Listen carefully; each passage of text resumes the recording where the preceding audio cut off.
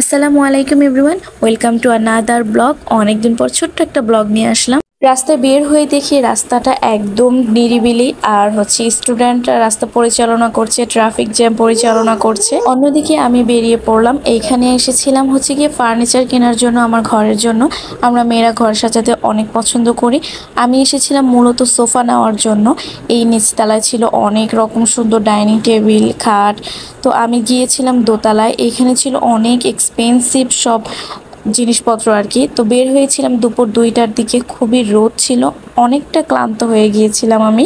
অন্যদিকে আমার ছেলে ভাবছে আমরা কারো বাসায় এসেছি। সেই সোফা এখানে বসে অনেক মজা করছে, অনেক এনজয় করছে। তো বাজেটের তুলনায় আমার খুব এক্সপেন্সিভ একটা সোফা পছন্দ হয়ে যায়। তো এখানে অনেকগুলো সোফা ছিল, এক একটার থেকে এক একটা কম সুন্দর না, সবগুলো আসলে অনেক সুন্দর ছিল। এই সোফাটা অনেক সুন্দর ছিল, বাট আমি চাইছি এমন একটা কালার নিতে যেই সোফায় কিনা ময়লা বা কোনো নোংরা হয়ে গেলে যেটা বোঝা যাবে না, কারণ আমার বাচ্চা ছেলে ও এটা নষ্ট করে ফেলবে। দেন আমরা চলে আসলাম আরেকটা সোফার দোকানে।